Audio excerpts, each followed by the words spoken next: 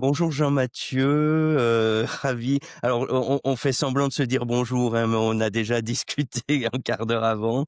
En tout cas, ravi de te recevoir sur le podcast et en fait, on va commencer dans le dur. Est-ce que tu peux nous présenter qui tu es?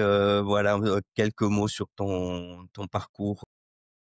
Bien sûr, bonjour Marc, Jean-Mathieu Delacour, donc 47 ans, chef d'entreprise, donc du groupe que j'ai fondé Greencoon, avec à l'intérieur différentes entreprises qui vont autant sur la construction de cocoons, on va dire, on est dans le domaine du glamping, donc c'est des hébergements atypiques, autant sur la fabrication de culottes menstruelles avec Strawberry Underwear. Donc toutes ces sociétés sont regroupées sur un groupe, une holding qui s'appelle Greencoon. Et maintenant, ça doit faire 10 ans que j'ai créé ma première entreprise. Et ce qui m'a amené à créer la FTPE, la Fédération des très petites entreprises en Auvergne-Rhône-Alpes, et à prendre la présidence de la FTPE France il y a un peu plus de 5 ans pour pouvoir accompagner les chefs d'entreprise, car comme beaucoup de personnes ne le savent pas, la majorité des chefs d'entreprise en France sont des entreprises de moins de 10 salariés, donc des très petites entreprises, des TPE. Et donc, ça me tenait à cœur de pouvoir agir aussi en dehors de mes entreprises pour le bien commun. Justement, une fédération des TPE, alors on est sur des petites structures. J'ai l'impression que le devoir la nécessité, le besoin de se regrouper, c'est assez fort d'être un peu moins isolé. Qu'est-ce que c'est cette fédération des TPE? Alors effectivement, Marc, la FTPE répond à la demande donc de la majorité des chefs d'entreprise, donc des TPE.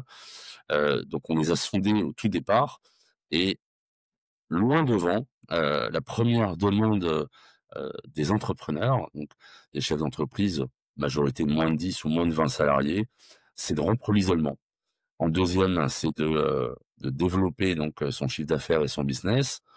Et le troisième, c'est d'étoffer son réseau.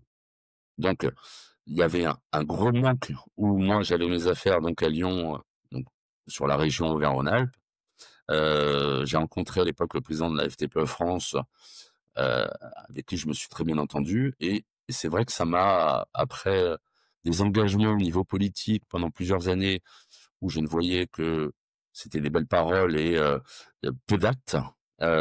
C'est pas ma façon de voir les choses et ma philosophie. J'aime bien qu'on puisse agir quand on dit les choses. Et donc c'est pour ça que j'ai créé la FTPE, la Fédération des très petites entreprises, en Alpes, il y a un peu plus de 8 ans, pour pouvoir apporter quelque chose aux entrepreneurs. Donc on a commencé en créant des soirées avec une thématique toujours propre aux chefs d'entreprise. Ça peut être une thématique sur la communication, tous les services dédiés que les chefs d'entreprise, les entrepreneurs n'ont pas. C'est ça la chose principale et prioritaire et qui est assez clivante au niveau même gouvernemental, c'est que 97% des entreprises en France sont des TPE. Et la différence entre les TPE, les PME, les ETI et les grands groupes, notable, c'est que il n'y a pas de service dédié. Un chef d'entreprise où ils sont 2 salariés dans leur entreprise, ils n'ont pas un service informatique en interne, ils n'ont pas un service logistique en interne, ils n'ont pas un service juridique en interne. La majorité doivent externaliser et pour beaucoup, n'externalisent pas. On va prendre l'exemple d'une entreprise classique de maçons, de 8 salariés par exemple, avec 7-8 maçons et une assistante administrative à l'intérieur. Donc les sujets métiers, ils connaissent parfaitement, ils sont très bons là-dedans. Les services, par exemple, commercial, on n'a pas du tout. Le service communication, souvent, est oublié ou c'est pas prioritaire. Pour certains, ça peut être un choix. Pour d'autres, au contraire, qui veulent se développer, ils n'ont pas les outils.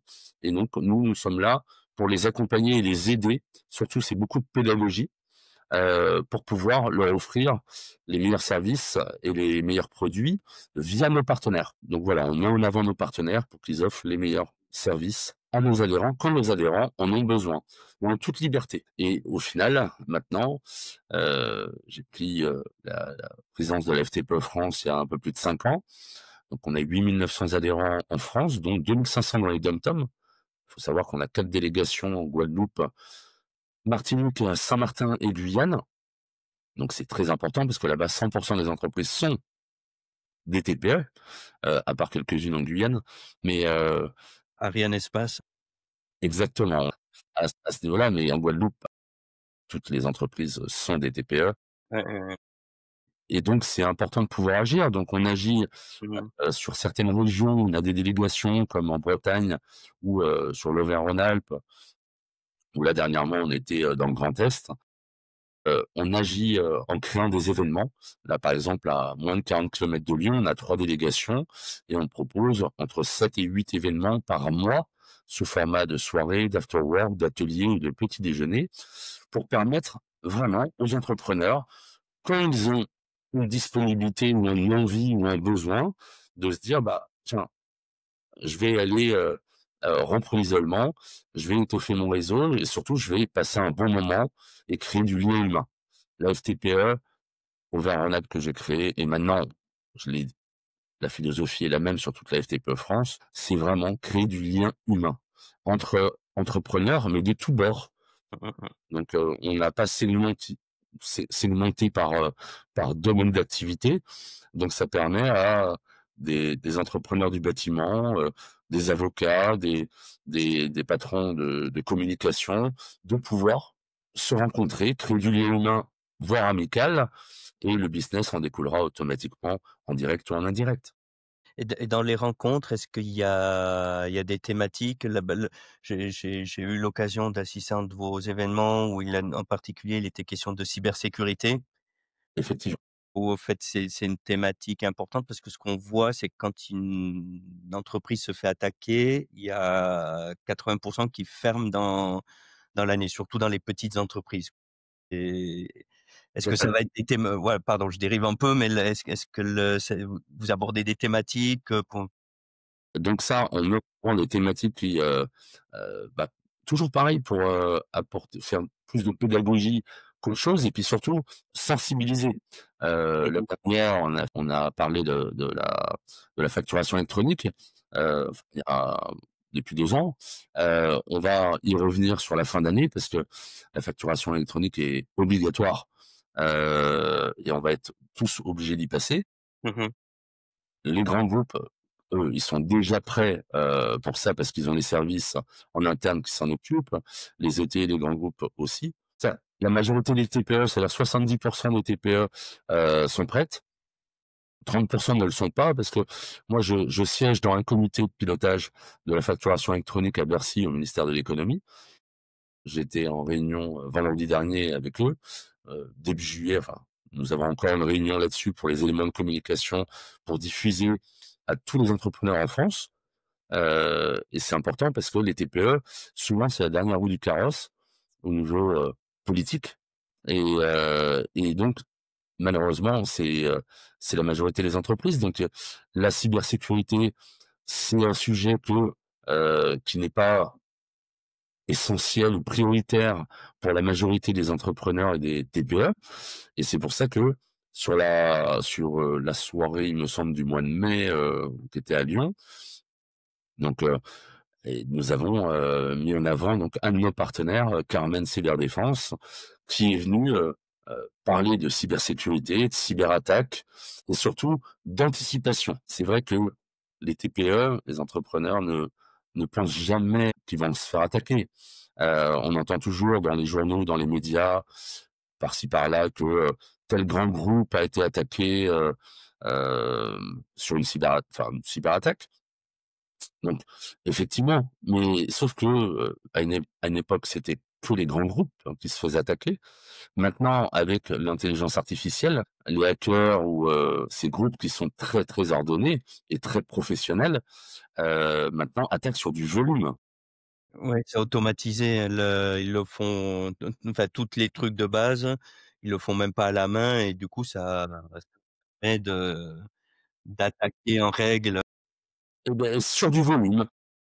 Évidemment, vu que 97 des entreprises en France sont des TPE, donc automatiquement, la majorité des entreprises qui sont attaquées sont des TPE. Mmh. La majorité ne le savent pas. Jusqu'au jour où, et ben, ils ont une perte de leurs données et des sites internet copiés, qui sont en marche, sur le web sans qu'ils le sachent. Avec donc des clients qui vont être très mécontents parce qu'ils pensent avoir acheté leurs produits.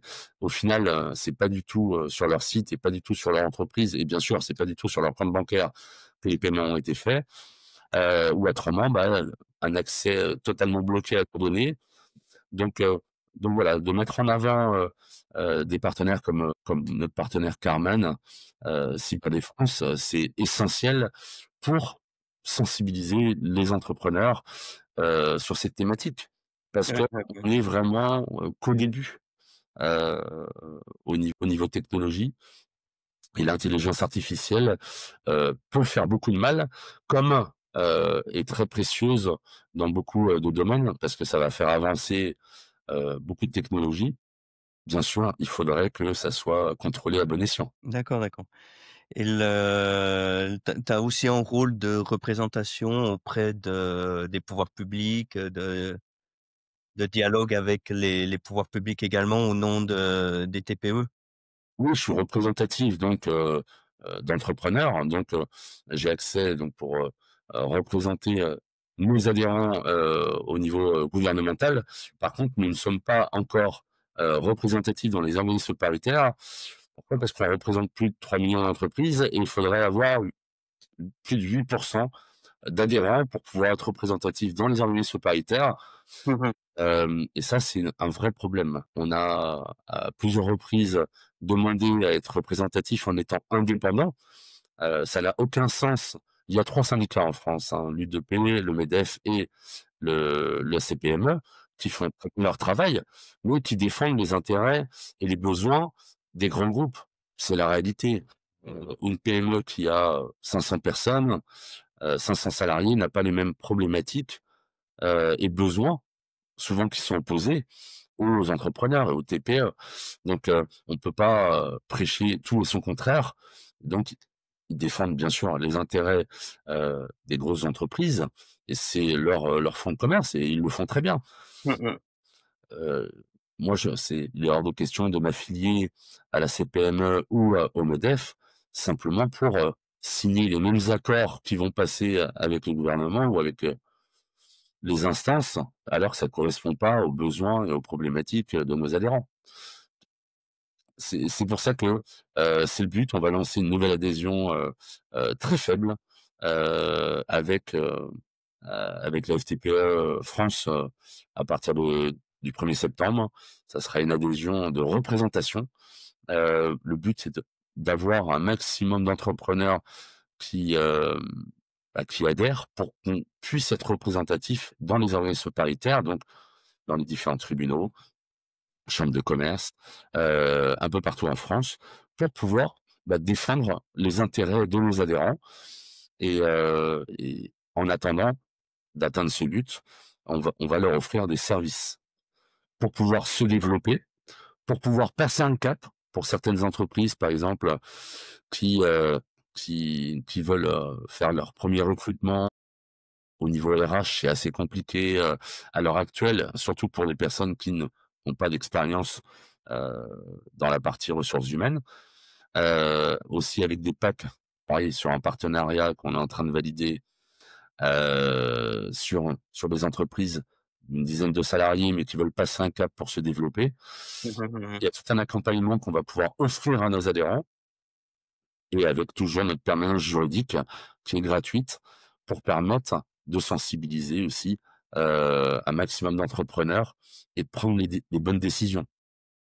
Les plus grandes pro alors j'imagine que c'est assez hétérogène entre un petit cabinet d'avocats ou un maçon et c'est pas les mêmes problématiques, hein, mais Heu, est-ce qu'il y a des choses que tu vois donc on a parlé de la cybersécurité, là, ça doit toucher quand même pas mal de monde. Est-ce qu'il y a des sujets qui sont un petit peu récurrents, à l'ensemble des petites entreprises? Il y a un sujet aussi, c'est toute la partie, IT, informatique mais connectée. On se rend pas compte, mais il y a quand même énormément d'entreprises, qui n'ont pas obligatoirement d'équipement de CRM ou d'ERP.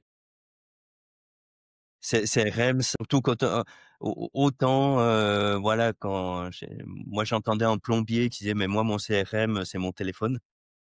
Bon, quand c'est ponctuel comme ça va, on fait la réparation, puis on voit plus le client. OK, il a juste besoin de faire ses factures et sinon ça marche pas, quoi. Voilà, ça va dépendre vraiment du domaine d'activité, mais là, j'ai encore reçu, par exemple, une facture, hier, d'un fournisseur, c'est une facture sous Excel. Alors on est loin de la facture élec Heu, donc ça ne pourra plus exister avec la facturation électronique. Donc, c'est aussi un avantage de la facturation électronique parce que, j'entends beaucoup, à une période, à une époque, quand on a entendu parler de la facturation électronique, il y a toujours, des personnes qui vont dire: «C'est pour nous fliquer, c'est pour, voilà, pouvoir avoir accès à tout». oui, un peu, oui, quand même. Certes, ça va permettre, pour le ministère de l'économie et surtout la DGFiP, de pouvoir avoir accès, directement à la facture à toutes les factures des entreprises. Heu, mais ça a un avantage aussi parce que, ils ont accès, bah, aux factures de toutes les entreprises, donc ils ont accès aussi à la TVA. Pour les crédits de TVA ou pour, ben, on pourra alors dé je trouve que déjà en majorité, la récupération de la TVA est assez rapide, mais Mmh. pour encore accélérer, ces ces crédits TVA.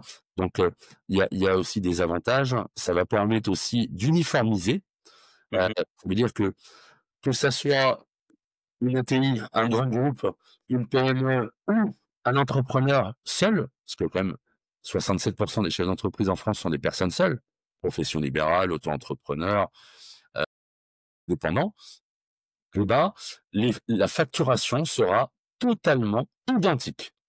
C'est-à-dire tous les éléments de facturation, tous les éléments qu'il devra avoir, enfin, sur une facture, ça sera exactement la même chose que ça soit sur, une facture d'un grand groupe que la facture d'une TPE. Et surtout, ça sera sur un lieu unique, un coffre-fort Mmh. numérique, qui sera au au choix du chef d'entreprise. Il pourra passer soit par une société, qui a été, qui a été Accrédité ou c'est pas accrédité, mais une société partenaire, mmh. de du ministère de l'économie, Mmh. qui a des liens avec un PDP. PDP, c'est plateforme de dématérialisation, D'accord, ouais. qui eux, sont accrédités.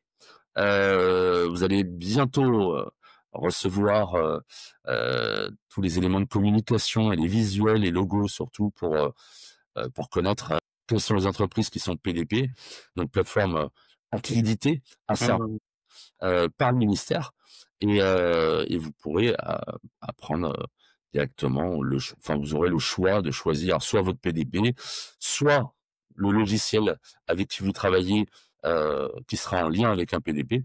Mais au moins, vous aurez un accès direct à toutes vos factures. Donc, les factures papier, bah, ça, vous pourrez toujours les imprimer si vous le souhaitez, mais ça n'a plus de sens. En plus, d'un point de vue écologique, bah, c'est toujours mieux, mais c'est surtout que vous aurez toujours un historique, heu et ça, c'est quand même essentiel. Peut-être pour revenir sur un CRM, je sais pas, je pense que globalement les gens savent ce que c'est, mais si tu pourrais dire, un peu ce que c'est et puis en particulier l'intérêt pour une, TPE? Bah, un CRM, ça va être un logiciel en parlant, simplement, hein, c'est un logiciel qui va vous permettre, de gérer, autant au niveau, de votre facturation, donc d'émettre des devis, heu, de sortir des factures, d'avoir des alertes pour permettre, de savoir si votre facture a été payée, si vous avez des relances. Oui, ça va vous permettre en plus de ça, de pouvoir gérer toute votre partie commerciale, partie prospect, votre partie client. Heu, donc c'est lié, la majorité à des logiciels de mailing aussi. Donc ça vous permet de pouvoir faire de la prospection, de pouvoir faire des relances, de gérer votre fichier, donc prospect et client. Donc c'est essentiel pour pouvoir se développer en étant structuré. Alors certes, c'est un abonnement mensuel, donc c'est des coûts supplémentaires.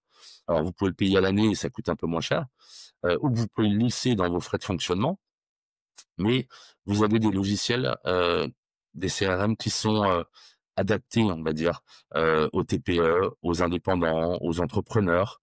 Donc c'est ça qui est très intéressant parce que vous pouvez avoir, un CRM pour 20 € par mois pour certains. D'autres, ça va être 50 € par mois. Pour d'autres, ça va être 200 € par mois parce que ils sont, 10 utilisateurs dans l'entreprise et il y a un coût supplémentaire et vous pouvez débloquer, certains modules à l'intérieur du CRM parce que vous en avez pas besoin avant et que maintenant vous en avez besoin. Donc c'est un CRM, est essentiel pour pouvoir, développer sereinement et structurer, son développement.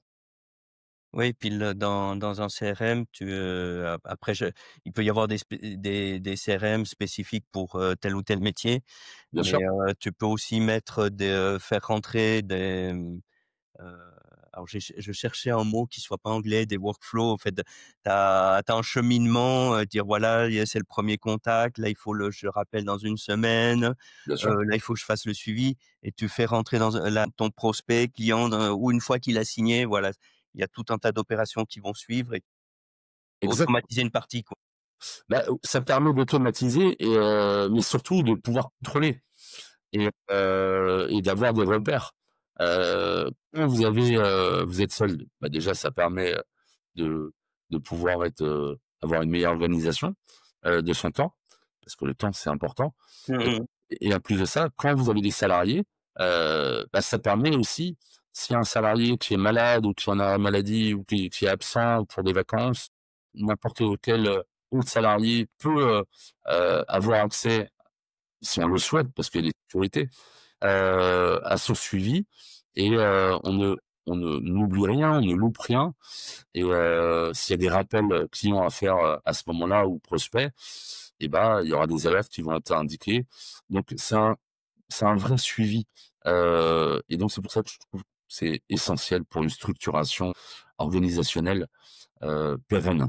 Et parce que je vois, alors ça va être des entreprises un petit peu plus structurées, mais dès que tu as plusieurs personnes, par exemple, tu as le commercial et puis le customer success ou le support, Bien sûr, permet de savoir «Ah ben tiens, il y a un mois, le commercial, l'a eu au téléphone, il s'est dit telle et telle chose, c'est pas la peine que je revienne dessus» ou à l'inverse, il y a un problème qui est en cours, c'est pas la peine que je lui propose d'abord on va régler le problème et après je vais pousser, une nouvelle offre. bien sûr, Ça permet effectivement. de coordonner entre les personnes, quoi, hein. Ouais, totalement. Donc il y a une chose qui est essentielle et ça il faut surtout pas l'oublier, c'est le paramétrage au tout départ. Qui est essentiel, qui peut prendre beaucoup de temps selon l'entreprise, selon le domaine d'activité. Il y a des CRM par exemple qui sont, moi qui suis aussi dans la construction, qui sont dédiés aussi à la construction, Tout à fait, ouais. avec des suivis de projets, des suivis de chantiers et des facturations, différentes selon. Et effectivement, vous pouvez créer votre service commercial, service administratif, énormément, vous pouvez, Mmh mh. tout ce que vous souhaitez et puis surtout, vous pouvez créer tous vos services, tous vos produits, et tout est automatisé derrière, avec, la TVA, et vos facturations, vos devis, enfin, il y a un suivi complet, mais par contre le paramétrage est très, très important et c'est essentiel et ça, maintenant on a de plus en plus, d'entreprises qui étaient équipées de CRM et maintenant qui basculent sur les versions, SaaS. Pourquoi? Parce que ça, c'est aussi un vrai travail, parce que ça se fait pas comme ça en un claquement de doigts, mais par contre, voilà, c'est accessible de n'importe quel ordinateur, c'est déméthodisé.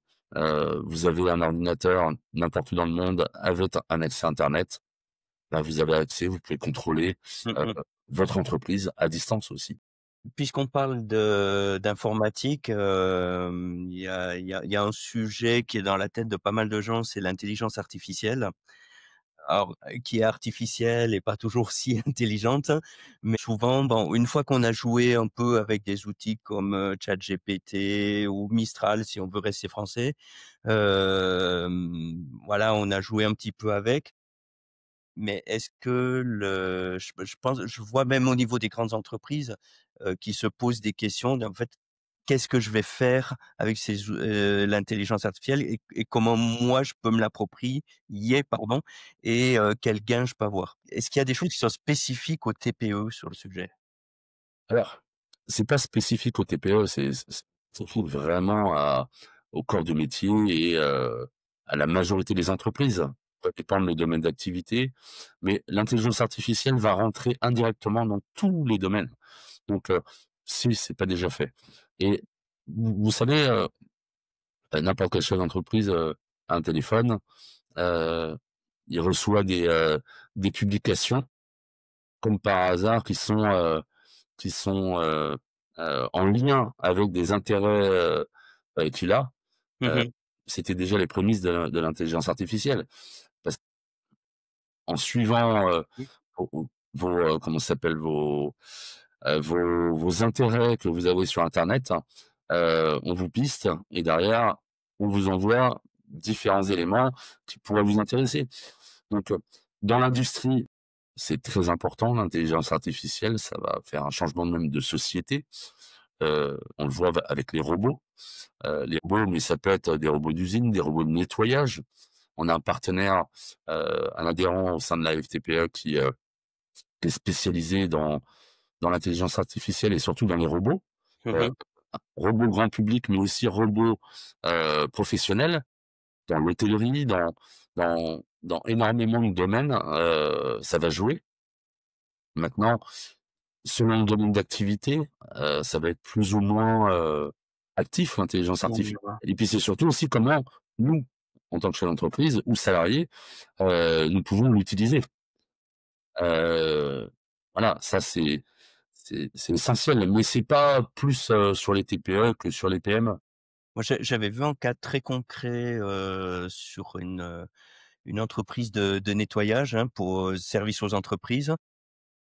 Il disait: «Mais de toute façon, moi, je prends mon téléphone, je balaye la pièce et ça me dit, ben, voilà, il y a telle surface et du coup, bah, je sais que pour nettoyer, cette pièce ou pour faire telle et telle opération, ça coûte tant» et ça a automatisé une grande partie. Il y a pas besoin de prendre les mesures et cetera, et Bah, ça, c'est effectivement, effectivement, c'est de l'intelligence artificielle, ouais.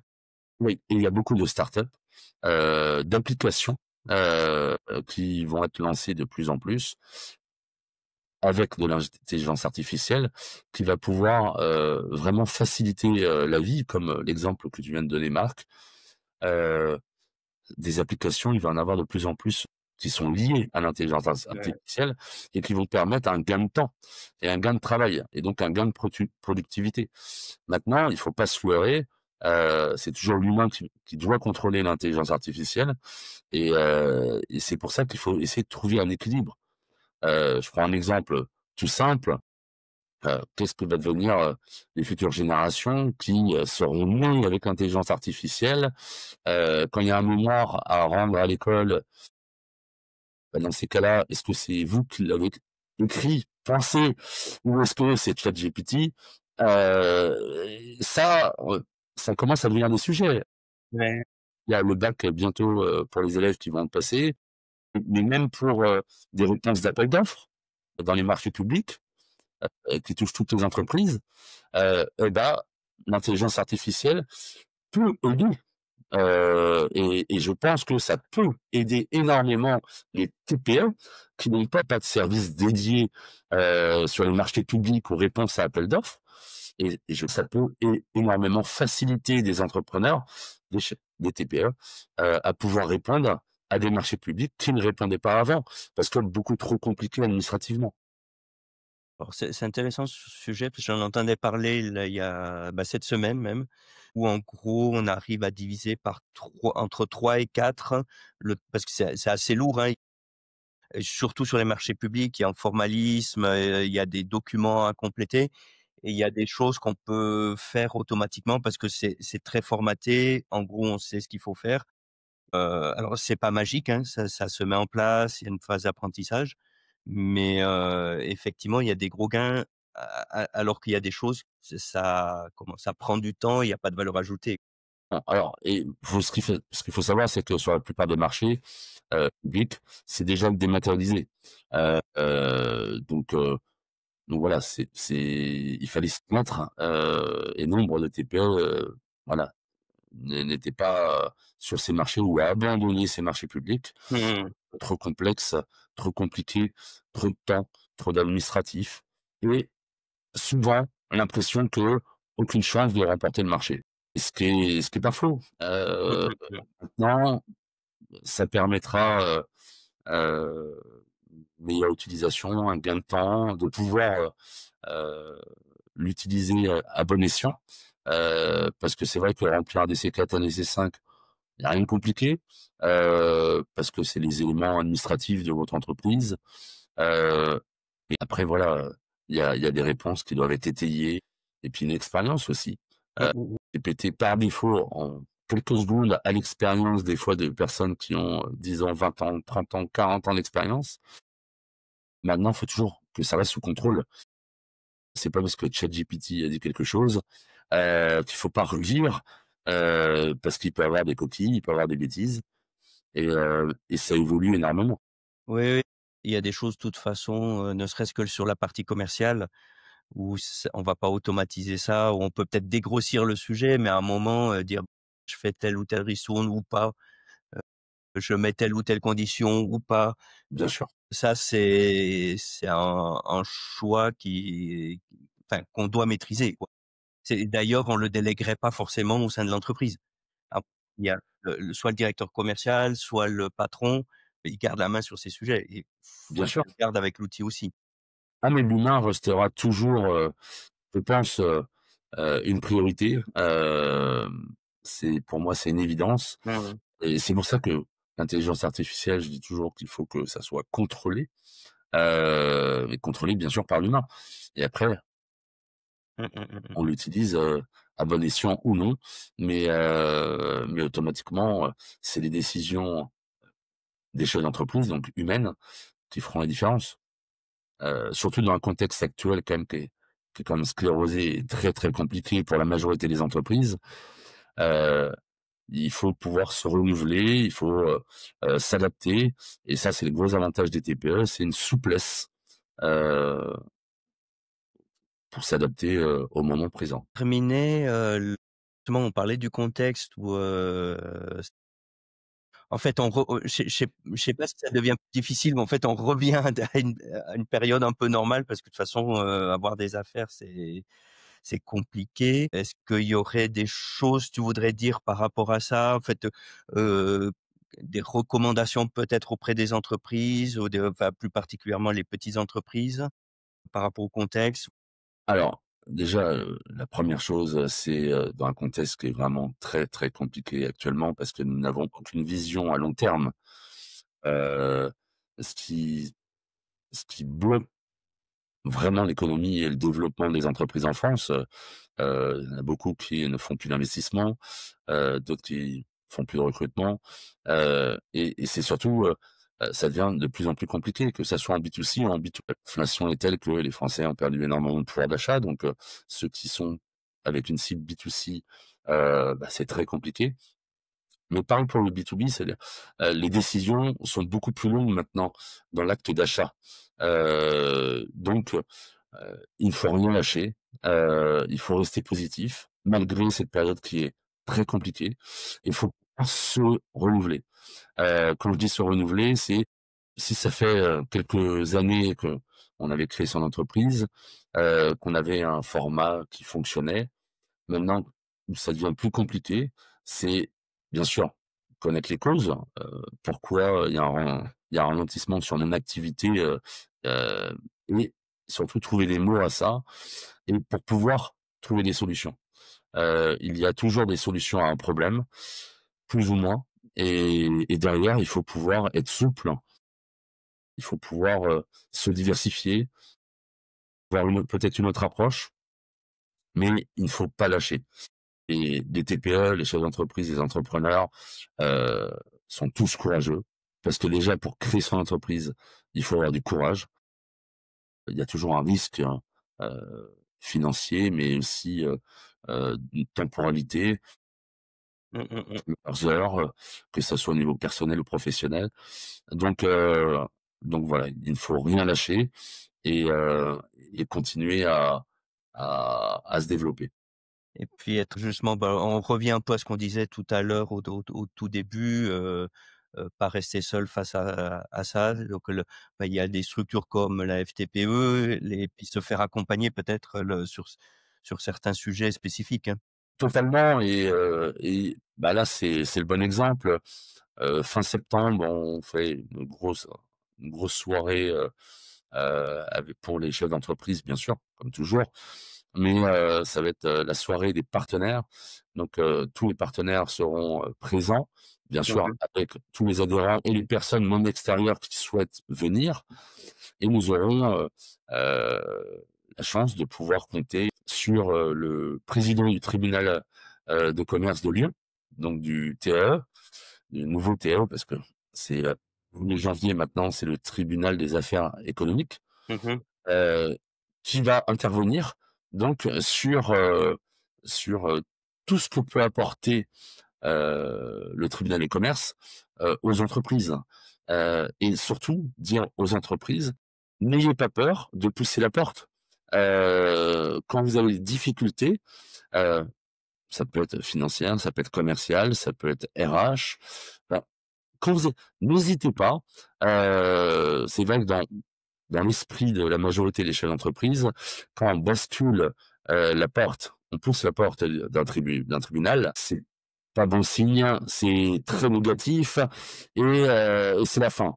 Mmh. Pas du tout.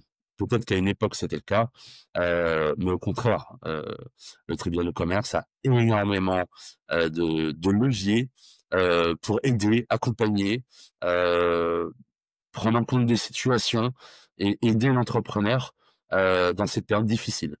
Donc, on a la chance de pouvoir le compter et qu'il fera une intervention bien sûr sur, toutes les possibilités que offre le tribunal de commerce à destination des entrepreneurs. Et si des gens sont intéressés, on les renvoie où? Sur le site de la FTPE? Oui, directement sur le site de la FTPE, www.ftpe-france.com et sur la première page, vous pourrez voir tous les prochains événements, dont la soirée d'été du 24 juin là, au château de Saint-Bernard et tous les différents événements. S'ils souhaitent rompre l'isolement, étoffer leur réseau et développer leur business, qu'ils n'hésitent pas. C'est toujours de la convivialité, les gens sont libres et ça se termine toujours par un buffet dînatoire et une dégustation de vin parce que les viticulteurs, et ben, la majorité sont des TPE Oui. et c'est toujours plus convivial de créer du lien autour d'un verre ou soft, hein, bien sûr. On n'est pas là pour pousser à la consommation, mais mais voilà. Apparemment ça plaît, ça, parce que, heu, Je vois que tu fais des efforts pour soutenir les viticulteurs, hein. Des efforts personnels. les viticulteurs, comme toutes les professions, savent de lieux, dans toutes les délégations, tous les mois, il y a des lieux différents. Ouais. Mettre en valeur aussi des lieux. Alors ça peut être des restaurants, ça peut être des bars, ça peut être des salles autres, des lieux de réception, parce que c'est pareil, ils ont besoin d'être mis en valeur. Je prends par exemple la restauration, il me semble que, bah, réellement, les 3/4 des restaurants sont à vendre, même si c'est pas obligatoirement public, mais c'est la réalité, c'est très compliqué ici. Il faut pouvoir, il faut pouvoir, toujours offrir de la visibilité, heu, à ces structures. Si nous, à notre niveau, on ramenant 40, 50, 60, 70, 80 chefs d'entreprise, parce que c'est pour nous, c'est le maximum de la convivialité, par soirée, bah, évidemment, c'est toujours, une visibilité offerte à ces lieux qui jouent le jeu. Bon, ben, là, du coup, un témoignage personnel parce que c'est comme ça justement qu'on s'est connus et effectivement, bah et je confirme, c'est convivial et puis que c'est des personnes à la fois intéressantes et bienveillantes, quoi. Des discussions je sais comment dire? C'est à la fois, agréable et puis instructif, quoi. Il y a des discussions riches, ouais. Bah, je te remercie parce que c'est vraiment le but et c'est la philosophie de la FTPE. Merci beaucoup, Jean-Mathieu, de nous avoir, donné 40 minutes de ton temps. Merci à toi, Marc. Et bah, on te retrouvera ou on retrouvera même plus généralement la FTPE, donc ftpe-france.com. .com. Voilà. Eh ben, merci beaucoup et à très bientôt. Merci, Marc. Bonne continuation.